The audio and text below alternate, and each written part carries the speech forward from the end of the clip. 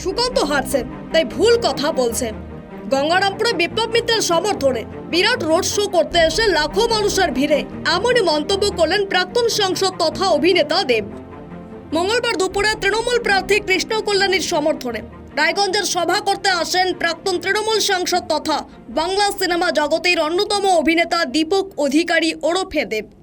সেখানে তিনি বলেন, সুকান্ত দা খুব ভালো মনের মানুষ, আমরা একে অন্য দল করলেও তিনি মানুষ হিসেবে ভালো। এরপরেই তৃণমূল প্রার্থী তথা প্রাক্তন সাংসদ বাংলা সিনেমা জগতের অন্যতম অভিনেতা দেবের এই মন্তব্যকে হাতিয়ার করে বিজেপি একাধিক ফেসবুকে পোস্ট করে সুকান্ত মজুমদারকে নাকি জয়ের ব্যাপারে অভিনেতা তৃণমূল প্রার্থী দেব সুকান্তকে আশীর্বাদ করেছেন বলে বিজেপি আইটি সেল মন্তব্য করে ফেসবুক পোস্ট করেন।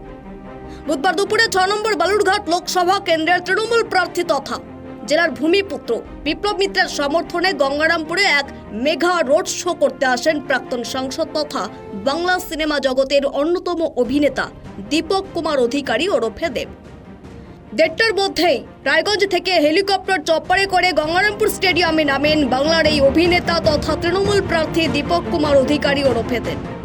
সেখানে গঙ্গারামপুরের বাস স্ট্যান্ডে একটি হোটেলের সাংবাদিকদের সামনে হাজির হয়ে দেব জানিয়েছেন, বিজেপি সৌজন্যের রাজনীতি বোঝে না, ব্যক্তিগতভাবে সুকান্ত দাকে আমি চিনি, আমি বলেছি তিনি ভালো মানুষ, তার মানে এই নয় যে তিনি ভোটে জিতছেন। সুকান্ত দাকে ব্যক্তিগতভাবে হোয়াটসঅ্যাপে ও তাদের আইটি সেলকেও বিষয়টি জানানো হয়েছে। সুকান্ত দা হারবে সেই আতঙ্কেই এমন ভুল প্রচার করেছে আমার বক্তব্যকে ঘিরে। বিজেপি যেভাবে আমার জিনিসগুলোকে যেভাবে আইটি সেলের যে গেট সে যেভাবে বললো, আমার মনে হলো আমি সুকান্তকে লাস্টে রাত্রে লিখে উঠছি, সবাই সামনে লিখেছি যে আমার মনে হয় যারা বাংলার বাইরে বিজেপি যারা নেতা আছে তারা তো বাংলার বুঝতে অসুবিধা হচ্ছে, তো তাদেরকে একটু বাংলা ভাষাটা বললাম। আমার মনে হয় আমার সৌজন্যতা আমার দুর্বলতা নয়, আমার সৌজন্যতা হচ্ছে কি আমি একমাত্র লিডার যে আমার মঞ্চ থেকে বিরোধী দলকেও শুভেচ্ছা জানাতে পারি। এই চ্যালেঞ্জটা আমি তাকেও ছুড়ে রাখলাম, উনি তো ডেফিনেটলি ঘাটালে আসবেন, একবার এই সাহসটা করে রাখবেন। বিজেপির কোনো স্টেজ থেকে একজন টিএমসি কোনো নেতাকে কোনো পার্টিকে একটা বলে রাখলে তার দলকে অ্যালাউ করবে না, সেই কি বলতে পারবে? এটাও রয়েছে।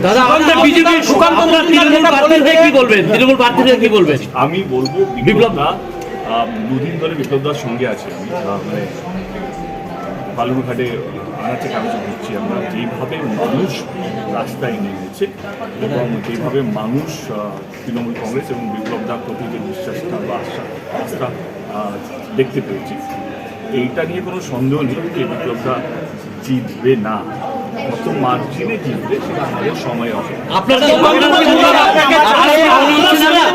তাহলে বিপ্লব মিত্রকে ভয় পেয়েছে তৃণমূল, যার কারণে আপনারা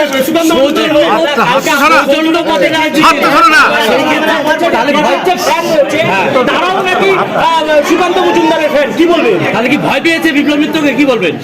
আমার মনে হয় কি, দেখো যে কোনো লাস্ট দুদিনে যদি একটা প্রার্থীর প্রচারে এত ভিড় দেখলে যে কোনো বিরোধী দলের একটু মাথাটা একটু যাই হোক একটু পরে, তো কালকে আমার মনে হচ্ছে সেটাই হয়েছে বিজেপি লোকাল যারা আছেন বা সরি আপনাদের বালুরঘাটে যারা আছেন তাদের একটু ডেফিনেটলি একটা ইয়ে হয়েছে।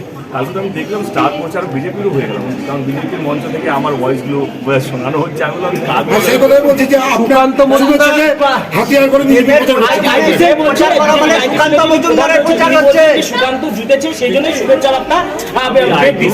যা জবাব আমি দিয়ে দিয়েছি, আমার মনে হয় তার বাংলাটা বুঝতে অসুবিধা হচ্ছে, তোমরা তো ভালো বাংলা বোঝো, তাকে একটু বাংলাটা শিখিয়ে। সুকান্ত মজুমদার আপনাকে চায় আমন্ত্রণ জানিয়েছে বারবার, যখন জিতবে বিপ্লবদা ডাকবে তখন নিশ্চয়ই বিপ্লবদা যখন ডাকবে জেতার পর তখন ডেফিনেটলি আমি কথা দিচ্ছি বিপ্লবদার বাড়ি প্রথম যাবো সুকান্তদার বাড়িতে চাটা খাবো, তারপর লাঞ্চটা বিপ্লবদার বাড়িতে করবো।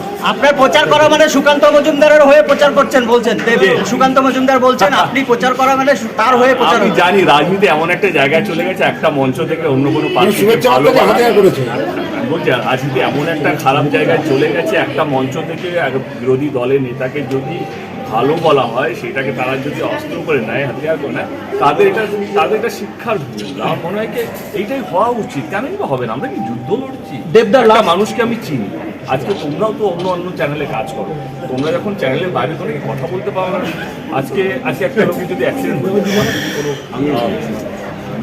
যদি কোনো রিপোর্টার যদি একটা তোমরা কি যাবে না দেখতে দাদা বলবে না ও আমার বন্ধু তাতে কি হচ্ছে? আমরা দেবদা আজকে আপনি যেই জায়গাটায় রোড শো করবেন সেই জায়গায় কিছুদিন আগে মহাগুরু মিঠুন চক্রবর্তী তিনিও করে গেছেন, তিনিও একজন অভিনেতা, আপনিও একজন অভিনেতা। সেই একই রাস্তায় দুইজনের এই যে রোড শো, কি বলবেন, এটাকে কি চোখে দেখবেন? বিশেষ করে আমার এইটা চোখে কি আছে? আমার মনে হয় কি দল ঠিক করেছে, বিপ্লবদা ঠিক করেছে, আমি বন্ধুকে যাবো এবং মানুষ ঠিক করবে, মানুষ রাখতে দেখতে যাবে।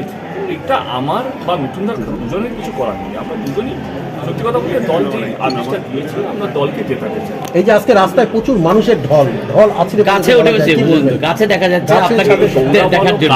কার জন্য বেশি ভিড় হয়েছে তোমরা বলো, তাকে বলো না। এদিন দুপুর থেকে গঙ্গারামপুর হাই রোডে বিডিও অফিস মোড় থেকে কালীতলা পর্যন্ত তৃণমূল কংগ্রেসের প্রায় লক্ষাধিক তৃণমূল কংগ্রেসের কর্মী সমর্থক তাদের প্রাক্তন সাংসদ তথা বাংলা সিনেমা জগতের অন্যতম অভিনেতা দীপক অধিকারীকে দেখতে ভিড় জমিয়েছিলেন। দীপক অধিকারী বাসস্ট্যান্ডের একটি হোটেল থেকে হুট খোলা গাড়িতে করে বিডিও অফিস মোড় থেকে গঙ্গারামপুর হাইরোড পর্যন্ত সমস্ত মানুষজনকে হাত নেড়ে বিপ্লব মিত্রকে 2 নম্বর বোতাম টিপে 26শে এপ্রিল ঘাসের উপর জোড়াফুল চিহ্নে ভোট দেবার আবেদন করেন। সঙ্গে সঙ্গে সমস্ত তৃণমূল কংগ্রেস কর্মী সমর্থকরা বিরাট আকারে চিৎকার করে জানিয়েছেন, ভোট বিপ্লব দাকেই দেব, জয়লাভ করবে আমাদের প্রার্থী। এরপরে বিরাট আকারে মেগা রোড শো করে দীপক অধিকারী ওরফে দেব গঙ্গারামপুর স্টেডিয়ামে ফিরে যান। সেখান থেকে হেলিকপ্টার চপারে করে তিনি কলকাতার উদ্দেশ্যে রওনা দেন। এদিন শুধু বাংলা সিনেমা জগতের অভিনেতা দেবকেই দেখতে নয়, তাদের প্রিয় প্রার্থী তথা জেলা তৃণমূলের ভূমিপুত্র ও বর্তমান পশ্চিমবঙ্গ সরকারের অন্যতম মন্ত্রী বিপ্লব মিত্রকে দুহাত তুলে তারা আশীর্বাদ করবেন বলেও এদিনের দেবের রোড শো থেকেই তা প্রমাণ হয়। দক্ষিণ দিনাজপুর থেকে সীমান্তের কথার বিশেষ রিপোর্ট।